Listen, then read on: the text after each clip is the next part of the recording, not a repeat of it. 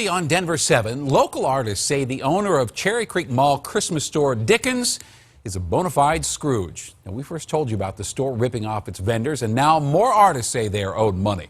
Denver 7's Jennifer Kovaleski finally tracked down that owner, and Jen, you heard from a lot more of these artists. Shannon, since our first story aired, more than a dozen other artists reached out to me, saying they too haven't been paid by Tim Newberg, the owner of A Dickens Store, a seasonal holiday shop that's back open this year at Cherry Creek Mall.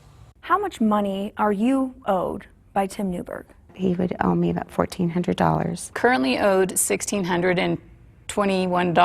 Approximately $2,200. Three more local artists with the exact same story.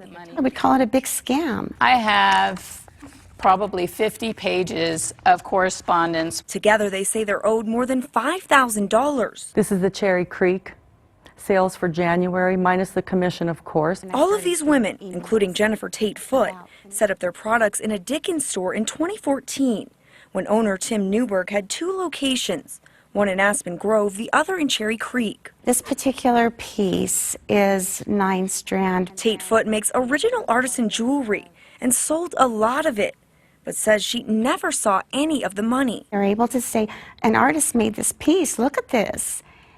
And the money they gave him went in his pocket. Melissa Tomerlin also sells jewelry. He had enough money to pay those bills. What he didn't have enough to pay is to pay for whatever lifestyle he had at that time. Carrie Carter 98% natural. makes these bee-based lotions and lip balms. I didn't know there were people that could just lie and cheat. Each artist agreed to pay a booth fee and give Newberg 30% of all sales, only to walk away with fewer products and no money. Shea butter and mango. We heard the same story from other artists who had their products in a Dickens store in 2015. It's hard for a small business to lose $1,000. We stopped by the Cherry Creek location to try and track down Newberg. After several emails back and forth, we finally reached him by phone. What do you want to say to these people? I mean, these are small business owners, and the money that you're talking about is a lot of money for them. We'll be able to get them all paid up by the end of this month.